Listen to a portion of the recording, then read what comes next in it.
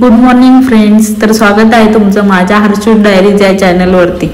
तर आज संडे होता. संडेमुळे आम्ही बाहेर वर्कआउट करायला गेलेलो ग्राउंडवरती. डीके आणि मी आम्ही दोघे मिळून ग्राउंडवर गेलेलो.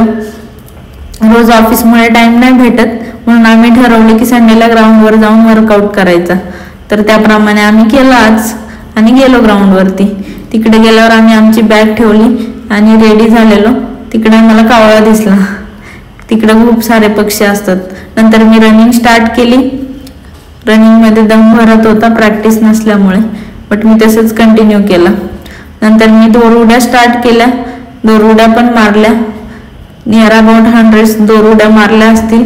दोरउड्या मारताना पण भरपूर दम लागत होता, पण मी तसंच करत राहिले. वेट लॉस करायचे, काहीतरी करावं लागेल ना, त्यामुळं भरपूर लोक ग्राउंडवर आलेले. आज संडे होता क्रिकेट खेळण्यासाठी, फिरण्यासाठी. काही जण आपल्या लहान मुलांना पण घेऊन येतात फिरण्यासाठी.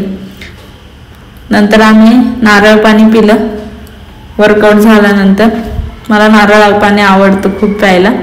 घरी आलो. घरी आल्यावर मी नाश्ता करण्यासाठी मटकीची उसळ बनवली. डीकेला खूप जास्त भूक लागलेली, मग आम्ही उसळ बनवून खाण्यासाठी घेतली. नंतर उसळ खाल्ली आम्ही ब्रेकफास्टमध्ये आणि ड्रॅगन फ्रुट्स पण खाल्ले त्यासोबत. आम्ही दोघांनी मिळून नाश्ता केला. नंतर आम्ही रेडी झालो कामावरून मम्मीकडे जाण्यासाठी. तर आम्हाला मम्मीने इन्व्हिटेशन दिलेलं आज आखाड खायला येण्यासाठी.